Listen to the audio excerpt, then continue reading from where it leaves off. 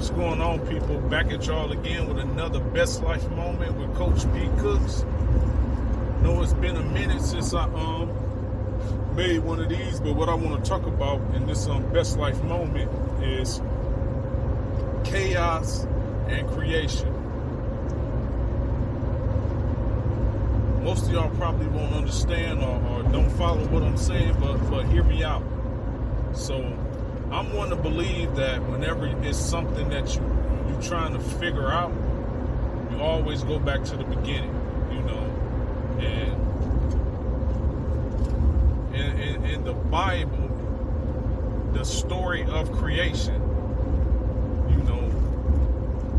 Genesis chapter 1 starts off saying, in the beginning, God created the heavens and the earth. And the heavens and the earth, they were void and full of darkness. Then God said, let there be light. Now, follow what I'm saying. Because had there not been a chaotic situation, one, it would not have been a need for God to speak to that situation. Two, the only reason God spoke to the situation was because it was chaotic.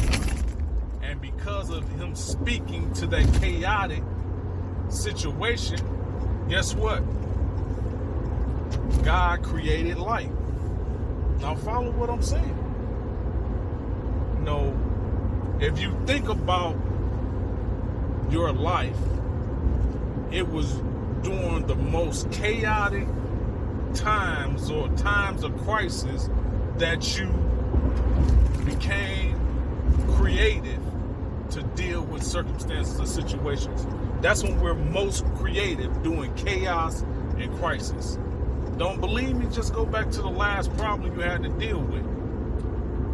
Something out of control, or you felt that was out of your control, and you probably had to get creative to deal with it. And adult grown people know what I'm talking about. When you're trying to balance your budget, as some people say, robbing Peter to pay Paul, but you get creative and deal with that chaos, because we shouldn't be living like that. But anywho, so understand that chaos always precedes creation. Again, you don't believe me? Look at what we're dealing with right now during this pandemic. And now that they want to start mandating things in the midst of crisis and chaos, people are beginning to have to become creative to deal with their circumstances and situation. Chaos always precedes creation,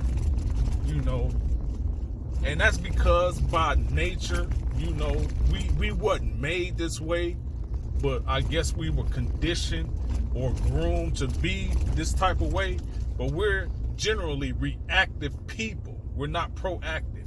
We're reactive people. So generally, we'll go through life all humdrum and having not a care in the world, and then bam, crisis, bam, chaos arises, and guess what?